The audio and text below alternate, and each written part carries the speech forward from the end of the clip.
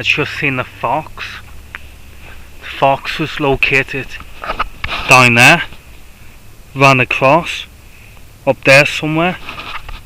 He never seen me, but I seen him, or I seen her, one of the two.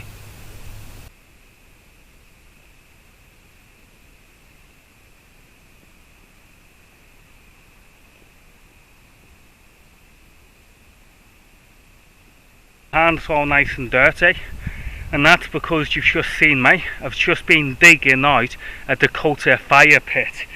Now, if you don't know what the Dakota fire pit is, it's basically a fire that is underground, and it just means people can't see your flames. So let me show you how it works. So as you can see here, we have got two holes. This is the main hole. This is where the fire is actually going to be, so the wood is going to be burning in here, and the fire is going to get this oxygen from this hole over here.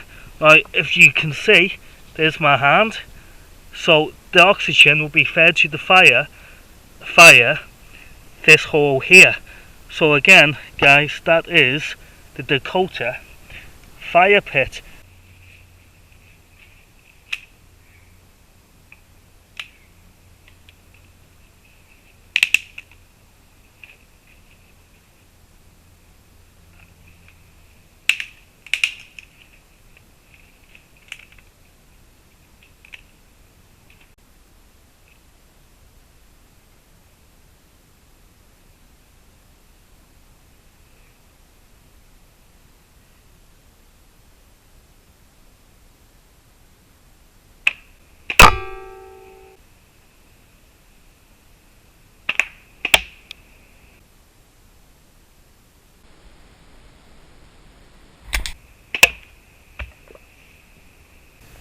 You know, I've not really been shooting catapults that long, but I'm really surprised at how accurate these guys actually are once you get the hang of them. I've just been basically shooting over there, and 3 times I've hit it like out of 5 goals, and it's unbelievable, again, accuracy. Now, I got this catapult off eBay. I think I paid like a £5 for it. If you want, you can actually take this rest off, but at the minute I'm finding it helps me. But what it is, it's these bands, these are the cheap Chinese ones, so I got like 3 of these bands for like £2 from Hong Kong, and I'm shooting these 9mm steel ball bearings. And you know, yeah, again guys, going back, the accuracy what you can get with these slingshots is absolutely, you know, superb. I can see why people hunt with them, like hunting squirrels or stuff like that, because again, the accuracy and the power is actually there with these guys.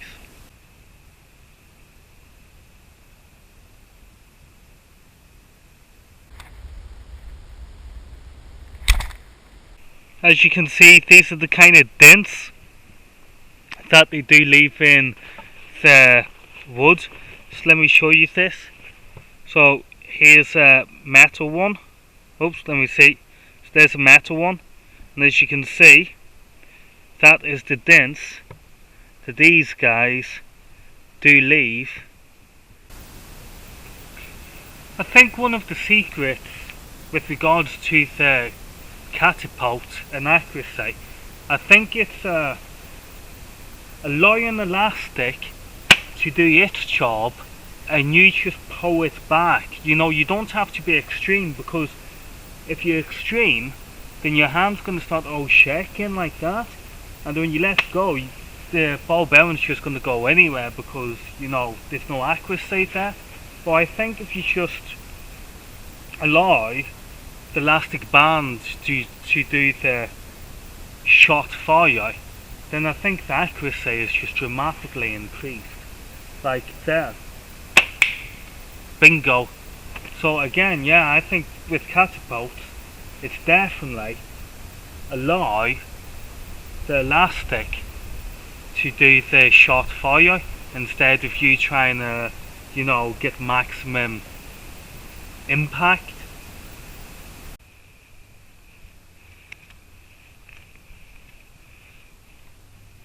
the oxygen is going in this hole and it's feeding the fire.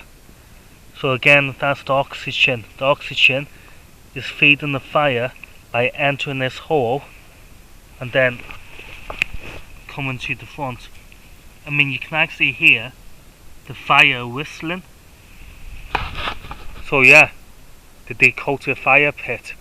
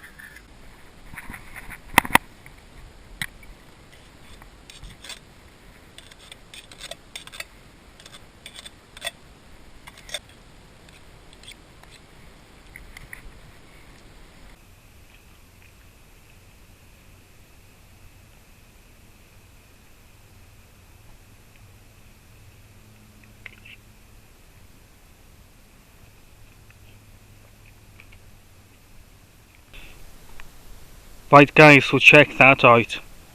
That is why the Dakota fire pit is so famous, because most of the flames is underneath the ground. I mean, we can still see it a bit, but watch this.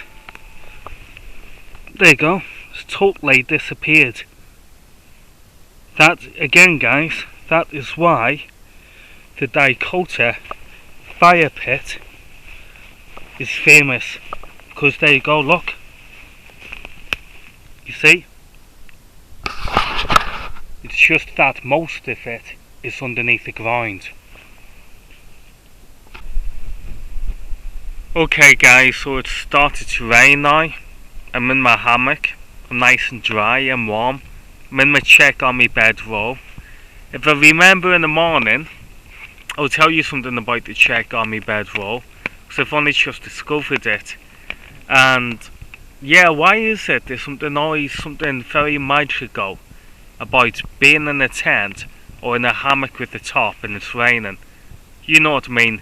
That noise when the rain just drops on your top or the roof of your tent and you know you're just nice and dry. Something very magical about that. Right people, I'm going to continue with my night and I'll see y'all in the morning.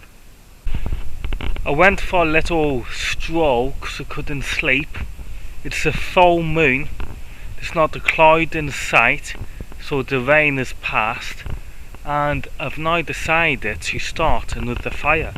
So yeah, again I'm using the Dakota fire pit. And I have to admit, I'm liking the Dakota fire pit. You know, it seems to be a pretty reliable fire, alright.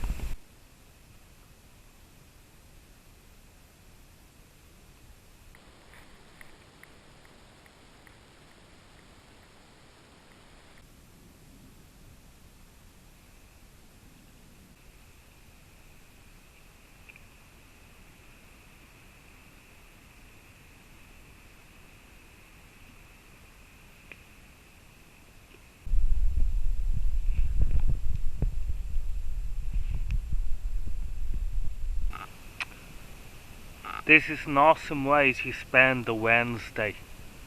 It's just me, the wilderness, and a nice campfire.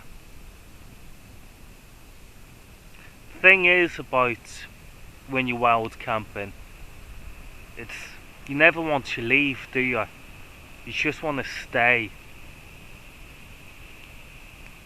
That fire's lovely and warm.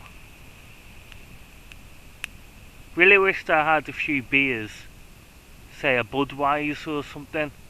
That'd be really nice, or a Stella, ice cold. That'd be awesome. But I don't, so I'm just gonna chill out and heat up by the campfire. Good morning guys, so I'm recording on the GoPro now because it's the only camera that's got a little bit of battery life left in it.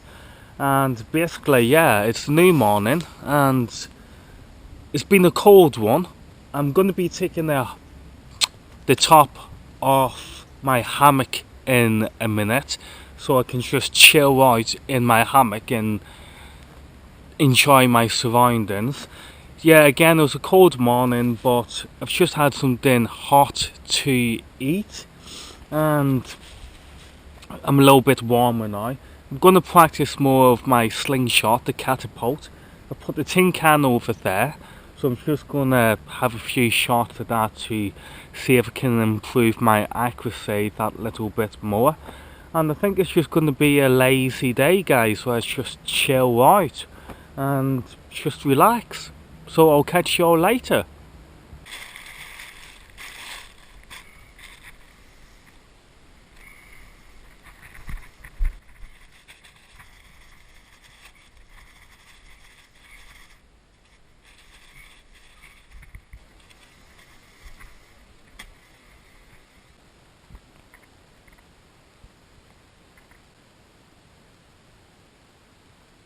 I'll tell you one thing, guys. You see these British Army smocks? These are absolutely awesome for keeping the sunlight for when you're sleeping. Because basically in the hoods here, okay, it's got wire. And you can basically bend the wires to whatever shape it is you want. So like, when I was in the Czech Army bedroll yesterday, and sorry, this morning I mean. So this morning the sun started to come up and it started to wake me up. So all I did was I got this in the gap in between the Czech Army bedroll that was letting the light in. Basically got my hood and just shaped it like that, so it prevented the light from entering into the actual hammock sleeping system. And you know, I got an extra few hours in bed there, which is cool. And yeah, these guys are absolutely awesome for blocking the light out. So keeping things nice and dark for you to just get some extra snoozes. Right guys, so this is what I want to tell you about the Czech Army bedroll. As you can see, I've got the Czech Army bedroll layout here. Now what it is, I've discovered, if you remember, I made the video where I went out and I was using this as a bivvy bag and I got absolutely soaking. Now the thing is, it turns out half of the Czech Army bedroll, half of it is waterproof, another half isn't. So let me show you. If you have a look here, right, if you have a look here at this material is not waterproof. Okay, so the rain will just soak through that, you know, as fast as possible. But if we come over here, if we have a look at this side, we will see that this side is coated in waterproof, you know, glue or whatever it is you want to call it. So what I've learned with the Czech Army bedroll is that the Czech Army bedroll has to be on one side in order to use it as a bivvy bag, which is quite strange, to be honest with you. I mean, personally, I think I'll buy a new bivvy bag soon, but it was just an interesting thing to note about the Czech Army bedroll. One half of it is waterproof, another half, the other side of it, isn't waterproof. But there you go, at least we all know now.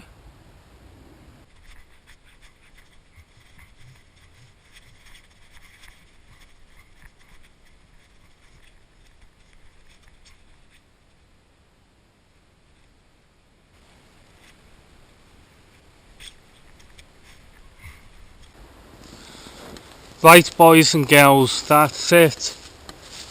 I've now got to fight my way out of some undergrowth as we are leaving, we're going home now. And yeah, what an interesting experience that has been. Got to do some catapult shooting. I got to dig a Dakota fire pit. and I'm really impressed with that fire. I think I'll be using that fire a lot more in the future. But yeah, so now it's time for me to fight, I don't know if you can see this, but all this undergrowth in order to get back out. And hopefully, if things go well, I'll be able to get my train on time. So guys, thank you for tuning back into my channel. Remember to subscribe, and I'll see you all later on my next adventure.